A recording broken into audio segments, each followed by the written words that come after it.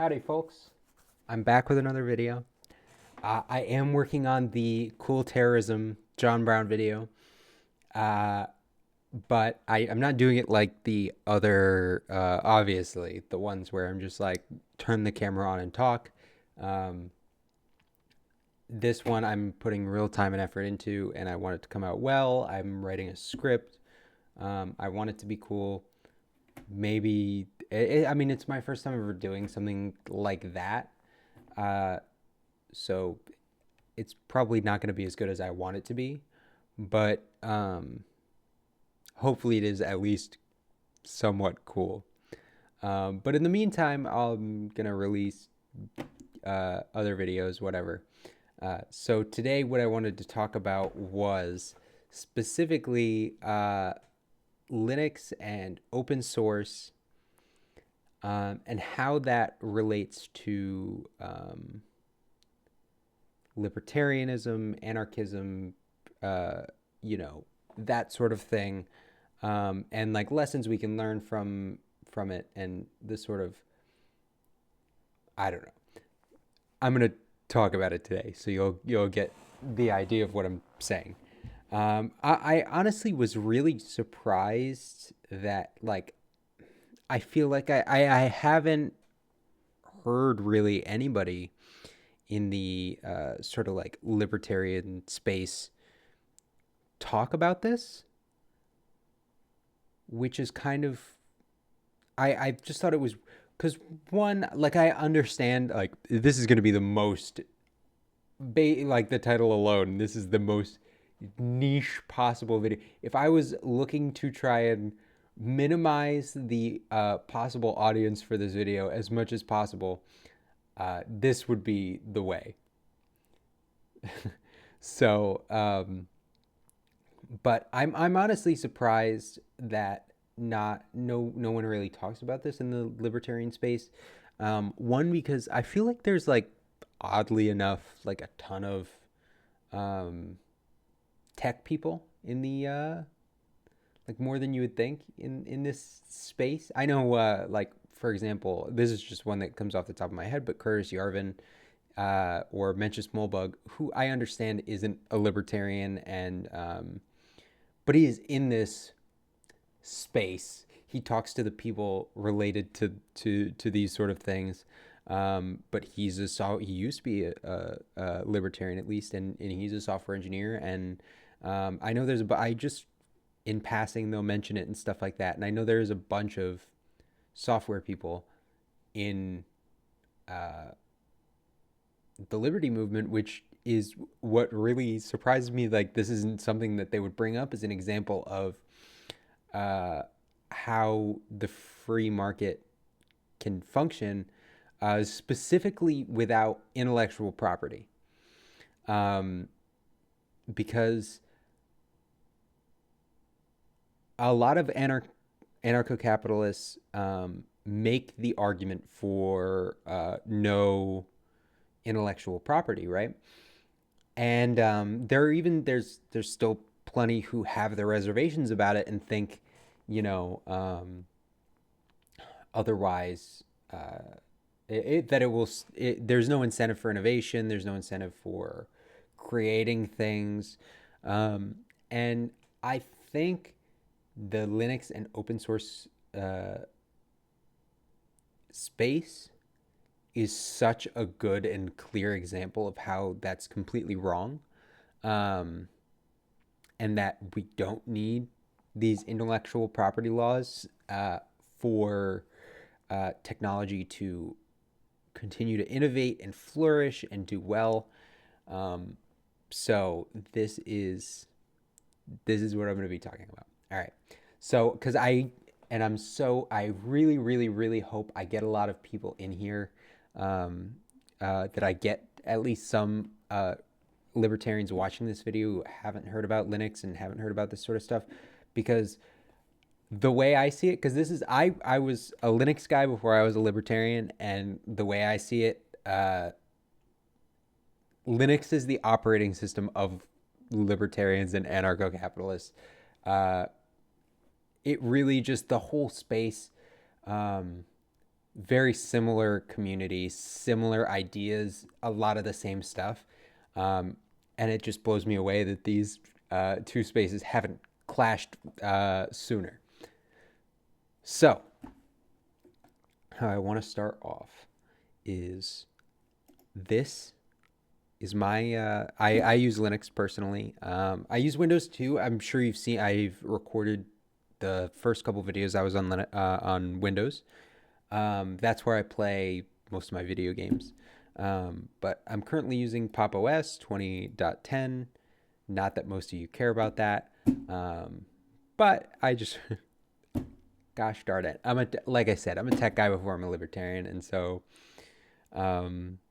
or an anarcho-capital. I don't really call myself a libertarian. So I don't know. But yeah. So just in case you've never seen Linux before and you didn't know that there were other operating systems other than Windows that are actually good.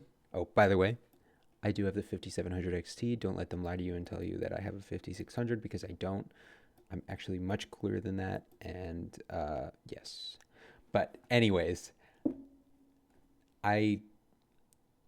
there is an alternative to Windows and Mac OS. So when you're thinking about how the market works and you're thinking about these huge monopolies, Windows, I believe, has 83% market share, something like that. Windows market share. Ooh, I try not to use this so that you guys don't see my bookmarks and whatnot. 77%, 77.7%. That is a pretty sizable, I would call that a relative monopoly. I mean, you obviously have Apple, but Apple is a very niche market for those who can, afford it. But the thing with Linux is it's all this open source community. So by nature, they don't enforce any intellectual property rules or anything like that. They're open source. So anybody can use them, anybody can copy them, anybody can edit them, anybody can do whatever the hell they want to any of these operating systems. You can look into the code. You can change it however you want it. This is one of the things that I love the most about Linux is its customizability, and you can make it every particular way. But that's not the point of this video. The point of this video, I want to connect it to libertarianism. So what I want to show you guys is okay. First of all, the argument everybody makes for intellectual property is that, well, if anybody can copy it, if anybody can just, say, well, now I'm going to do my own release of Windows or whatever, right? Why would anybody get it from Microsoft? Like, how could Microsoft stay profitable if they're giving away their operating system for free? Of course, I can see that makes sense. Very clear. I can see where you would think that. Yes, Microsoft can stay profitable. The short answer is, yeah, they'll have to change like monetization methods, obviously. But they were monetizing it in an unjust way in the first place. So who cares? But there are several great examples. The first ones I want to touch on are Ubuntu, Fedora, and Pop! OS. These are three different Linux distributions. So the way it works in the Linux community, and this is one of the biggest arguments against intellectual property, is that it pushes companies onto standards, open standards, instead of using their own weird proprietary solution, which, of course, because it's proprietary, they have the monopoly over. So they can charge you whatever the hell they want, to for it. And if you have something like, say, Apple, right? Often referred to as a walled garden, this ecosystem where the only things that use Apple chargers are Apple devices, and you have all these weird proprietary things that if you want to use an Apple device and you want to use these things with an Apple device, you have to buy them from Apple or buy the special thing. They're notorious for this, for having these weird charging standards that aren't with anybody else, and all these things. So that's a problem that's created by intellectual property. In a system without intellectual property, like with Linux, everybody uses what's the same kernel, is what it's called. That's what ties all of these different operating systems together. So the kernel is, just for some basic technical knowledge, it's basically the very lowest part of an operating system. Lowest meaning, say, closest to the metal hardware itself, right? So it's what, so for example, the Windows kernel, right? The Windows RT kernel is what Windows talks to the hardware through, right? So if Windows needs to display something using your graphics card, it needs to talk to your graphics card through the kernel, okay? So the kernel is what ties the operating system and the hardware together. That's more succinct way of saying it. I don't know why I didn't get there sooner. So all of these operating systems that I have open in tabs here are all using the same Linux kernel. And now each of these will then, on top of that, build a million different things that they want to use. And now they'll use a lot of, so you'll see they'll share different parts, and some will use certain things and some will use others, but and then some will create solutions entirely specific to them. So first with Ubuntu, Fedora, and Pop! OS. These are, the reason I wanted to start with these three is these are all made by profitable companies. So first, Pop! OS, the one that I use, is made by a laptop manufacturer called System 76. They make their own, they make Linux laptops and desktops, and servers and whatever, all sorts of little form factors of computers. Now, originally, they had mainly done just Ubuntu. So this guy right here. Ubuntu is pretty much the most popular, most stock standard Linux distribution. If anybody asks you which Linux distribution they should try, Ubuntu is usually the first answer. I think it's pretty safe to say that they have the most users of any Linux operating system. Pop! OS then decided to, or System 76 then decided to make their own operating system, which is a spin-off of Ubuntu, called Pop! OS, so that they could, one, optimize for their particular hardware since they make the hardware, and two, add some features and change directions a little bit in the way that they wanted to do things a little different from Ubuntu. But yeah, they make their money from the hardware, and they create their operating system to improve the experience the way they want it. And then, of course, because it's Linux, it's available for free for anybody. Now, moving on to Fedora. Fedora is made by, and one important thing, they all use the same desktop environment. So, how Windows has the little taskbar and, its way it does things. And then Apple, of course, the Mac OS has their little dock, and they have the notification bar up here, like I do. in the same way, this desktop environment is called GNOME.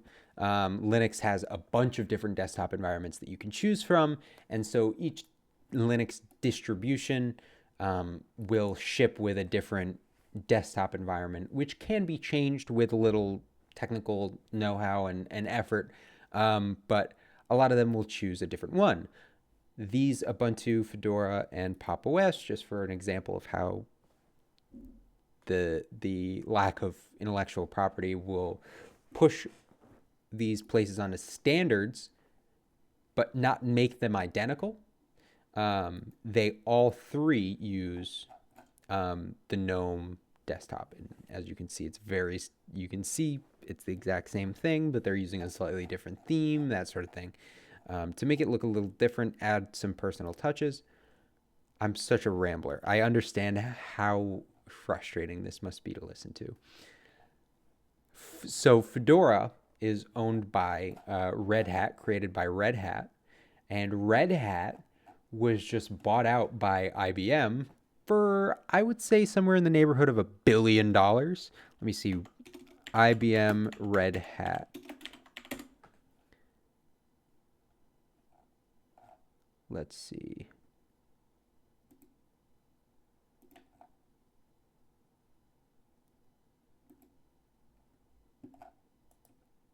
$34 billion. Was that what that said? Landmark acquisition of Red Hat for $34 billion. Okay, so I wasn't even there. Okay, so Red Hat is a company entirely centered around creating open source software. They were purchased for $34 billion. They have no intellectual property claims over this stuff. But they're profitable and they're huge. Do you know how Red Hat makes their money? Largely through support. So they sell essentially technical support, customizations, whatever they got to do, services to these big, huge enterprise corporations. And so regular users get the benefit of being able to use it completely free, although you don't get the tech support of Red Hat. And then enterprise users, which really need that, you don't have time to troubleshoot something on your own. And they, obviously sell the support there. So no intellectual property, still profitable, still innovative, still worth $34 billion. Ubuntu, owned by Canonical. Canonical, very similar scenario. They have a lot of projects that they work on, actually. But of course, especially with Linux is, I know Windows has a 77% monopoly in the desktop space, and Linux hovers right around 1%, by the way, for those of you that were interested in terms of where Mac was and everything. Yeah, Linux is 1% of the desktop market share. On servers, I want to say Linux is somewhere around 80%. So why all of these margins work out so similarly, I don't know. Because Android is also around 80% of the market share of phone operating systems. But yeah, Linux is huge on the server, but normal, regular consumers have no idea. But that's where Linux makes its money and Ubuntu Canonical makes its money is in the enterprise server space, selling support, selling, all that sort of thing. And they also use the GNOME environment. So those are the first three that I wanted to go to. And then now we're going to go into the next three I wanted to talk about, Elementary OS. Now, this is one where the base operating system is spun off of Ubuntu. So you have a lot of the very core components are based off of Ubuntu. So they don't have to do, because that's not they're not trying to make the most performance heavy, most advanced, technologically advanced operating system out there. They're looking to create an amazing user focused, like consumer experience. So obviously you can see it's a very similar style to, say, Mac OS, but they focus very heavily on design and cohesion between all of the different applications and the entire experience as a whole. So for a lot, by the way, if you're trying to get into Linux, for a lot of new users, a lot of people who want a very simple experience, this is one that I recommend very highly. And their whole focus is on making things very. But here's a great thing about Linux: when somebody makes something great,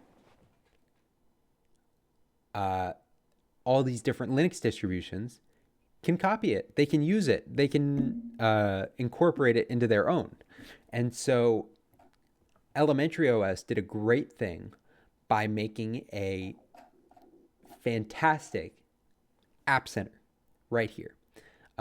App Center, their App Center is such a cool and very libertarian concept, and ANCAP concept. Can totally.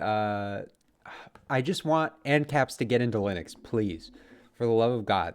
Like, you guys, this is so you. Pay for what you want apps. So a lot of these apps will have like a suggested price. So they're free and open source, and you can download them for free if you want to, but the developer might say, hey, like, I think this is worth $1. If you want to pay $1, you can. If not, you can manually type in like $0 or whatever. Or you can manually type in that you want to pay more than that you really get a lot of value out of this application. And, not a lot of, obviously most people are just going to say free, cool. But the core you don't need everybody to pay for it to be profitable and for you to make a decent amount of money. You really only need a small percentage to give. Now, in the Linux space, this is much harder, obviously, because we're already a percentage of a fraction of a community. So, of course, you're not going to be getting rich off of this stuff. However, say it was as big as Windows. Well, now you're talking about totally different scale, right? And much easier to make a living on a pay what you want model. But so this App Center is so good, so well designed, so well put together that actually Pop! OS decided to just use it here. And they made a few of their own touches, and they have their own thing up here, and they sort things differently, and they do things however they want to do it. But it's fantastic. And another thing here, there's even, how in Windows you install these .exes. In Linux, they have multiple. You can choose from all sorts of different package formats for how you want to. And I mean, each distribution will choose the ones they support, obviously. If you want to add in the support yourself, it can be done. But again, you're going to need some technical know-how. But here we go to the Debian and Flatpak package things, and they're integrated into the same thing. So even though they're pulling from two different repositories entirely, they're actually integrated into the same application, and you just switch between and choose which one you want to install how. And then you have all your updates and everything, and just like you would consider an app center. However, great thing about Linux, unlike something like, say, Windows, where, you download 10 exes off of 10 different websites, and then some of them are through the Windows Store, and each one has their own way of updating, and they Oh my God, updates are such a nightmare in Windows, because each app updates in its own different way, and then Windows updates also are a huge pain in the ass. Um, Linux, everything is centralized into your one, like you can all update everything through one app, no matter how like where it comes from, pretty much. Um, Obviously, there are some exceptions, but um, so much easier. And I mean, obviously, if Linux was the target operating system for these developers, it would be even easier. Like you wouldn't even have exceptions. So there's elementary OS. Now we're going to have Kubuntu. Here's one I wanted to showcase specifically as an example of um, slight variations that don't tear down the overall project, right? So you have Ubuntu, which is run by Canonical, a profitable company, and uh, literally it is Ubuntu, the operating system I showed you, except they just swap out the desktop environment. So instead of the GNOME one that I'm running that ships by default on Ubuntu, they instead use KDE, which is a little more similar to Windows, I guess. Very design focused, focused on giving you lots of control. A lot of people complain there's too much control, too many buttons, too many options, but I really like KDE. I think it looks really sleek. It looks super good. Obviously, these pictures right here don't show it off as don't really do it justice. But gosh darn it, I really like KDE. I don't personally use it, but I have used it before, and solid. But there you go, another example of a yeah. Then finally, I want to talk about Deepin. I don't personally use Deepin. A lot of people are a little iffy about Deepin because it's made in China. All of its development is centered in China. However, gosh dang it, is this operating system ahead of so many of the other Linux distributions when it comes to design, UI. Oh my lord. Look at how gorgeous this is. Just miles ahead. I know they pull a lot of inspiration from Mac OS, but they certainly do a lot of things different. Um, and this is just one of the prettiest. I mean, there are so few Linux distributions with fingerprint, like good fingerprint support like this, where it looks pretty. Um, because the Linux community, while it is successful and these are great operating systems and they work really well, and I prefer them to Windows and Mac OS because of its niche nature. Many of these OSs require a little bit more technical ability, um, whereas Windows and Mac, they just have so much more resources. Obviously, these are massive, some of the biggest corporations in the country um, have many more resources to implement all this stuff and make it so that users don't have to do too much. Um, but gosh dang it, Deepin is so pretty. They have their entire own application. So they're going a step further. Um, they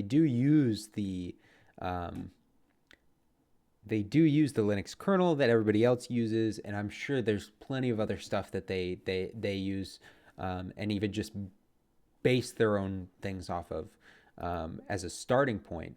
But they have all sorts of their own apps that they make themselves that are also open source, which is fantastic, freely available to anybody. And while they don't build them to support the other Linux operating systems, many of them work out of the box on other Linux operating systems. And if they don't, because they're open source, anybody can make them work if they really wanted to. But yeah, gosh. But that was an example of 6. I want to show you what a free market in software really could look like. It could look like something like this. On it, I know this website looks terrible and old. They've never updated it. But I want you to specifically look at this list right here. These are just the top Linux operating systems. They just do the top 100. There are, I want to say easily over 1,000 different Linux distributions, each with their own communities, some more popular than others, whatever. There's every different Linux distribution for every different purpose that you could possibly need. So you have this AV Linux. This is specifically focused on media production and that sort of thing. You have, there's like a Bible Linux. There's like a Bible Ubuntu. There's like a Christian Ubuntu. It comes with like a copy of the Bible pre-installed. There's Kali Linux, which is specifically for security research, penetration testing, hacking. But, in the professional sense, obviously non-professionals also use Kali, I'm sure. But let's see, what else we got? These are just recent. Fun fact, actually, the North Korean government actually has their own Linux distro. But yeah, they have. So that KDE one that I was telling you about. So here's KDE. This is why I was saying it's so pretty. I mean, that's just the wallpaper, but the KDE there is a distribution called KDE Neon, which focuses on making sure specifically that they focus on KDE in getting out the latest and greatest KDE Plasma desktop that is available, and really using the features of KDE to their fullest. PureOS, I remember seeing this. I feel like it's good. PureOS is based on Debian. It looks good, but I mean, it's just GNOME. Tails. Here's a great one. Here's another purpose-built OS. This one is created by Tor. I'm sure you guys have heard of that. The Onion router that protects your privacy. They have their own entire operating system, actually. And it's purpose-built, so it can just be run on any USB flash drive. You plug it into a computer, you can boot straight into it. And as soon as you turn it off, it wipes any data, any cookies, anything, completely resets. So every time you plug it in and boot it up, you're essentially on a fresh, as though you just installed it, right?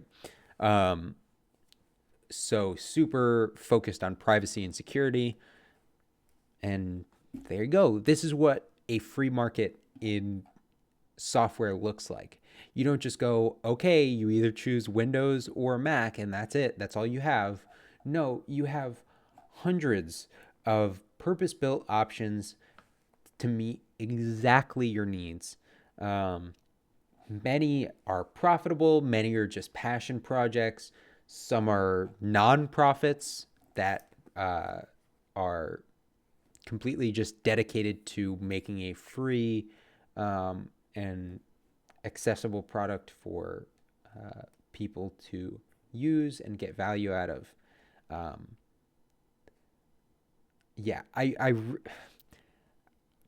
I just want to scream from the rooftops, please, Liberty Movement, look at Linux. This is this is agorism in action. This is the market in action. This is everything that libertarians, anarcho-capitalists, agorists love about this, about the market and all that sort of thing, and uh, especially the fact that I would say a large portion of the Linux space is funded by the people within the community. It's the people within the community donating to these projects um, that keep them running and operating, and it's voluntary donations. They're not even being like a lot of these operating, like all of these operating systems. Obviously, you're not charged to use it. So any of the donations they're receiving are completely voluntary donations out of the goodness of their heart because they find value in it. It just goes to show that, if anybody ever tells you to, if anybody ever tries to tell you that abolishing private property won't work, here's your go-to example. Because gosh dang it, what a great example it is, and how like even with only 1% of the market share, look at how much variety is in that tiny. Think about this. That 1% is split up amongst all of these. Crazy how just that small of a niche can support so large of a community. Really impressive. And I gotta say, you know, anarcho-capitalism wins again. Well, obviously, I didn't really know where I was going with that one. I kind of want to. I wanted to get this out there because I really, really, really want libertarians to look into Linux and to totally vibe with this community because you guys are so similar. And oh my God, people should really be checking this out. So, till next time, we'll see you again. Love you guys.